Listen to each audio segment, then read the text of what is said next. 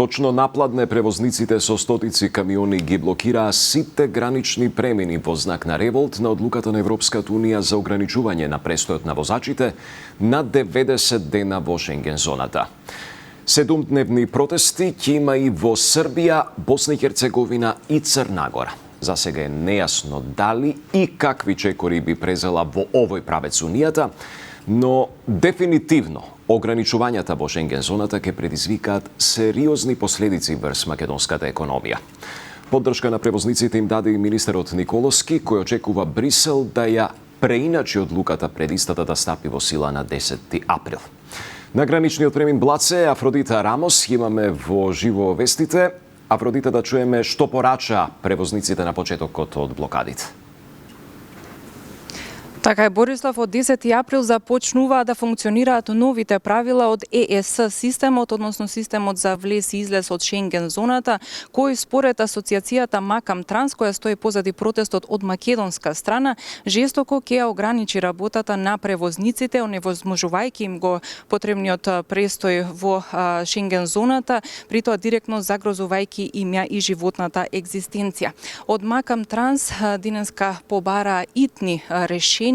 Едно од решенијата кои тие ги предлагаат е воведување на ново правило со кое би се иземале превозниците од оваа група за кои ќе важат новите правила и би се вклучиле во групата на превозници од авио, бродски и железнички транспорт за кои не важат овие нови правила.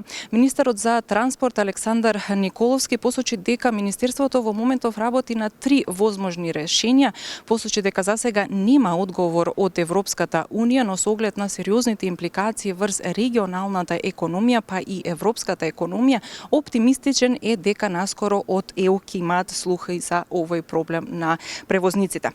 Повеќе за барањата од асоциацијата, како и за возможните решенија кои ги предлага ресорното министерство, предлагам да слушнеме директно од претседателката на Макам Транс, како и од министерот Николовски.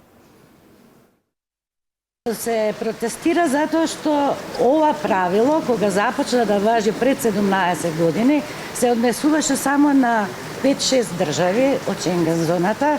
Со текот на времето се зголемуваше бројот на држави кои стануваат членки, да во минатата година веќе имаме 29 држави. За 29 држави на просторот, тоа значи секој излегување од нашите држави ќе влегуваме во Шенген просторот. Тоа е како прво, како второ.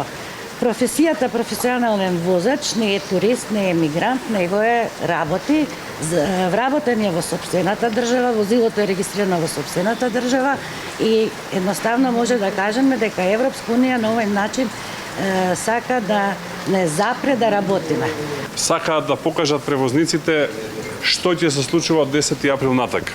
Ова едно предупредување сметам дека е навремено, со цел да се искористат месеците февруари и март и земјите членки на Шенген зоната да изнајдат решенија.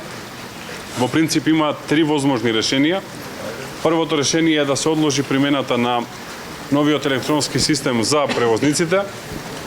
Второто решение е да се зголеми бројот на денови кои што можат да ги поминуваат во Шенген зоната превозниците, најмалце на 250 денови, соодветно поделено во циклуси од сегашните 180, односно 90 плюс 90.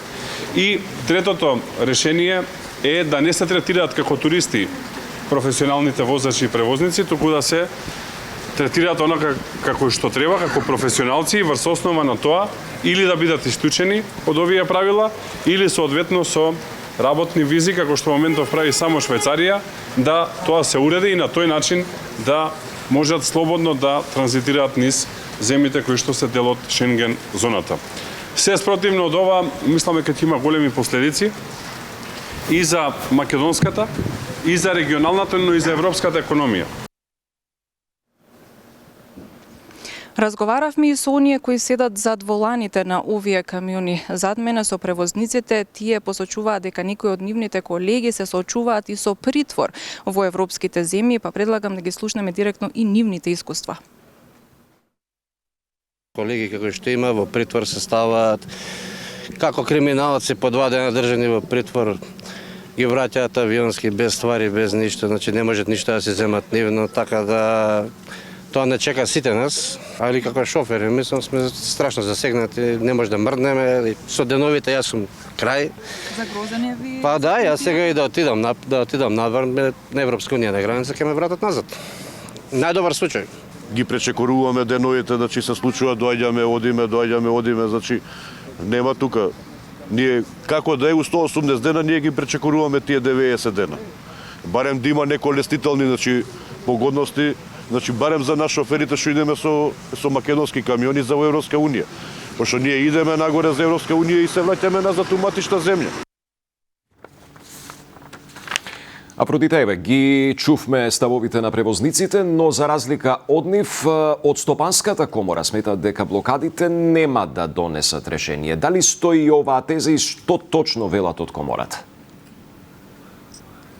Да, Борислав, од Стопанската комора, како и од Сојузот на стопански комори, вела дека иако ги поддржуваат превозниците и дека овие нови правила се косат со планот за раст на Европската унија за овој регион, сепак велат дека, односно нивниот став е дека проблемот треба да се реши институционално, бидејќи блокадите ќе придонесат кон големи економски загуби секој ден поминат на превозниците овде на граничните премини, а не возејки. Тие посочуваат дека ќе има сериозни економски загуби кои се уште не се пресметани. За крај неколку технички информации, патничкиот сообраќај на сите гранични премини ќе се одвива непречено, а ќе се пропуштаат камиони кои превезуваат експлозиви, муниција, лекови, како и жива стока. На овој протест се присоединуваат асоциациите на превозници од Црна Гора, Србија и Босна и Херцеговина, според најавите и превозниците од Турција исто така се очекува да се присоединат. Како што посочи и колешката Сандра Спасовска, протестите би требало да траат се додека не се изнајде решение, но според најавите од македонска страна би можеле да траат и до 7 дена.